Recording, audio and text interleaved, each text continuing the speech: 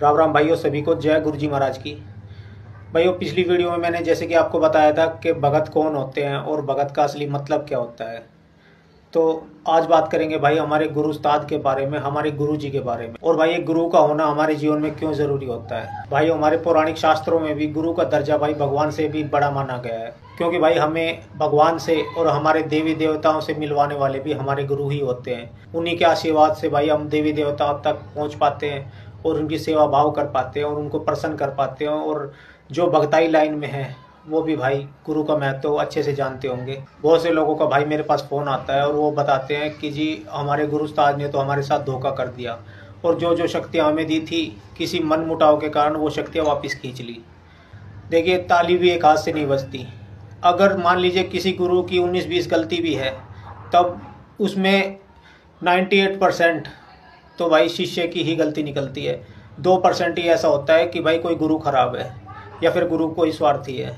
देखिए भाई, आजकल भाग दौड़ के समय में आजकल भाई सभी फास्ट काम चाहते हैं, बहुत जल्दी काम चाहते हैं। तो जो नए लोग भाई नए गुरु बनाते हैं और उनके पास जाना शुरू करते हैं, और जो उनके पहले भाई गुरु के जो शिष्य होते हैं उनको देखकर सोचते हैं कि भाई इनको तो गुरुजी बहुत आगे तक का ज्ञान दे रहे हैं और मुझे बिल्कुल जीरो से स्टार्ट कराना पड़ रहा है। और भाई वो समझते हैं कि बस औरों की तरह भाई मैं भी वो फास्ट काम करने लग जाऊं।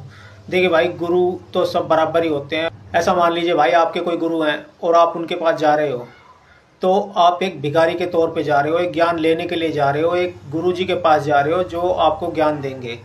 उनसे जोर जबरदस्ती वाला काम नहीं होता कि गुरुजी आप मुझे ये बताइए, आप मुझे वो बताइए। अगर आपके गुरु अगर उस उपाधि पे बैठे हैं, अगर उस ऊंचाई पे बैठे हैं, तो भाई उन्होंने भी वो मेहनत की होगी जो मेहनत आपको दिखाई नहीं दे रही है। देखिए, भगताई में अगर आपको लगता है आपके गुरु भाई वहाँ पहुँच चुके हैं और आप भी वहाँ पहुँचना चाहते हैं, तो गुरु की बराबरी नहीं करनी चाहिए, कभी भी नहीं करनी चाहिए। ये सबसे बड़ी गलती है भाई।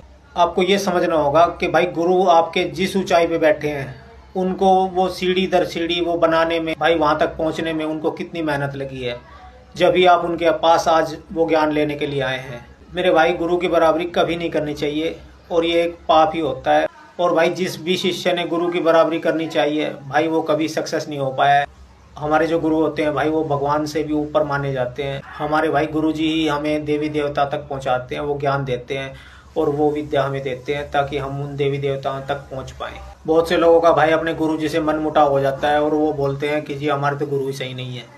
ऐसा नहीं होता भाई। गुरु अगर आपको ज्ञान दे रहे हैं, अगर आपको जीरो से स्टार्ट करा रहे हैं, तो वो अपने हिसाब से करा रहे हैं। उन्हें भी पता है कि आप कितने पानी में हो, आप कहाँ तक जा सकते हो। अगर वो अपने गुरु को बोलता है कि जी मुझे ये चीज़ें सीखनी है, मुझे सिखाइए, तो सबसे पहले गुरु भाई उसके अंदर झांकेगा और देखेगा कि ये कितने पानी में है और इसका मन कैसा है। पहले गुरु परीक्षा लेंगे, उसके बाद देवता परीक्षा लेंगे। अगर गुरु की परीक्षा में कोई बंदा पास हो गया, कोई शिष्य पास हो गया, उसके बाद ही वो देवता तक पहुंचता है भाई।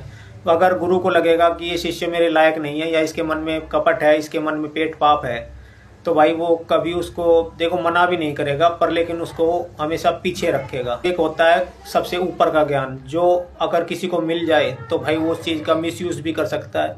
तो गुरुजी भाई बहुत से ऐसे भगत लोग, बहुत से जो सही करते हैं भाई, मेरे हिसाब से जो सही भी करते हैं वो इसलिए भाई क्योंकि अगर यही शक्ति कोई अगर गलत हाथों में चली जाए, किसी का मन खराब है, कोई किसी के मन में पेट पाप है, किसी के मन में काला है, अगर उसको ये शक्तियाँ मिल जाए तो हमेशा भाई वो दूसरों का बुरा ही करेगा। जिसका भागी भाई गुरु नहीं बनता। अगर गुरु को पता है कि मेरा शिष्य ऐसा खराब है या निकम्मा है, तो भाई वो गुरु उसको वहाँ तक का ज्ञान कभी देगा ही नहीं, उसको पीछे रखेगा हमेशा। पर गुरु पहले ही छांट लेते हैं भाई इस चीज़ में कि कौन सा शिष्य भाई मन का साफ है और ये कहाँ तक जा सकता है। इसलिए भाई वही गुरु अपने शिष्यों को वहाँ तक वो ज्ञान देगा नहीं, पहले उसकी परीक्षा लेगा। देखिए भाई, ये बातें गुप्त होती है, कॉन्फिडेंशियल होती हैं, जो मैं आपको नहीं बता सकता कि परीक्षा कैसे ली जाती है एक शिष्य की, या फिर गुरु अपने शिष्य की परीक्षा कैसे लेता है। अगर मैं ये चीज़ें आपको बताऊँगा तो भाई वो नियम के खिलाफ होगा। जो गुरु उस्ताद करते हैं वो अपने हिसाब से सही कर रहे हैं भाई। जब कोई नया बंदा किसी भगत के पास जाता है, अपने गुरु के पास जाता है, तो उसके मन में सीखने की इच्छा होती है और भाई उसके मन में यही इच्छा आती है कि मैं ये भी सीख लूँ, वो भी सीख लूँ और जल्द से जल्द सीख लूँ। तो भाई वो सब्र का फल हमेशा मीठा होता है कि आप जल्दी करोगे तो भाई चोटी खाओगे। ऐसे मान लीजिए भाई, मिलिट्री में अगर हमारे देश की फौज में अगर कोई लड़का जा रहा है तो पहले उसको वहाँ के रूल रेगुलेशन सिखाए जाते हैं और हिसाब से ही उसको वो ट्रेनिंग दी जाती है, ताकि अगर कितनी भी भारी जंग हो वो जंग में कभी मार ना खा सके और खुद की जान भी बचा सके, और भाई जो दुश्मन उसके आगे खड़ा है उसको ढेर भी कर सके। तो भाई वही हिसाब किताब भगताई का भी है। अगर कोई गुरु आपको लग रहा है कि भाई मेरे गुरु मेरे को ज्ञान नहीं दे रहे हैं, तो भाई हो सकता है आप में ही कोई खोड़ है और गुरु जी ने वो खोड़ पकड़ ली है, और भाई वो ये समझ रहे हैं कि आप उस गलती को सुधार लें तभी आप आगे बढ़े। तो मेरे भाई, गुरु बहुत बड़ी शक्ति होती है भाई। भगवान से मिलाने वाले, हमें देवी देवताओं से मिलवाने वाले हमारे गुरु ही होते हैं। और एक चीज़ और, बहुत से भाई गुरु के लिए भाई शंका रखते हैं, उनके मन में गुरु के लिए भाई भेदभाव होता है कि भाई वो सामने कुछ नहीं कहते पर गुरु की बुराई दूसरे के सामने करते हैं। भाई वो बंदे कभी भी लाइफ में अपने कामयाब नहीं हो पाते भाई। अगर गुरु उनके घर बैठे हैं और वो नहीं देख रहे, तो उसके साथ जो शक्ति चल रही है वो तो उसी के साथ रहेगी 24 घंटे 365 दिन। वो तो देख रही है कि उसका शिष्य क्या कर रहा है। मेरे भाई, अगर आपकी गुरु की कोई पीछे से बुराई भी कर रहा है, उनकी चुगली कर रहा है, तो आपका अगर खून नहीं खोले ये बातें सुन के, तो भाई आप एक सच्चे शिष्य नहीं हो। अगर आपके गुरु सही हैं और उनकी कोई पीछे से बुराई कर रहा है, तो भाई आपका हक बनता है उसको वहाँ पे टोक देना।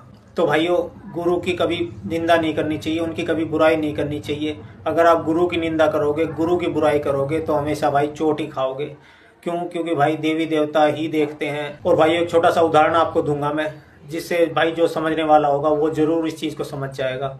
जब भी कोई बच्चा पैदा होता है, तो भाई ना उसको बोलना आता है, ना उसको चलना आता है, ना उसको खाना आता है, और ना ही कुछ करना आता है। भाई तो उस बच्चे की माँ उसका पहला गुरु होती है, तो वो ही उसको वो खाना पीना चलना और भाई उठना बैठना सब कुछ सिखाती है।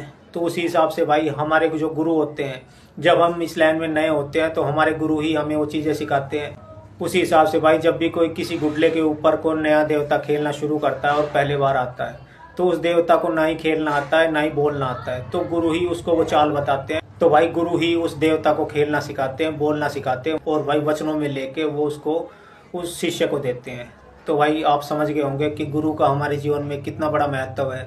भाई गुरु भगवान से भी पहले माने जाते हैं, भगवान से भी पहले पूजे जाते हैं। जिस भी भाई ने भाई अपनी गुरु की इज्जत की है, अपने गुरु का भाव रखा है, भाई उस इंसान ने कभी जीवन में मार नहीं खाई है। चाहे भक्ताई हो, चाहे वे कोई भी काम हो, गुरु का भाई हमारे जीवन में बहुत बड़ा महत्व है। इस चीज को याद रखिए भाई। और भाई अगली वीडियो में मैं आपको बताऊंगा कि भक्ताई लाइन में एक भगत के ऊपर क्या क्या परेशानी आती है, और अखाड़ा क्या होता है, और भगत जब बनता है तो अखाड़े में उसके साथ क्या क्या होता है, वो चीजें भाई मैं आपको आगे बताऊंगा। तो भाई इसी बात के साथ जय गुरु जी महाराज की।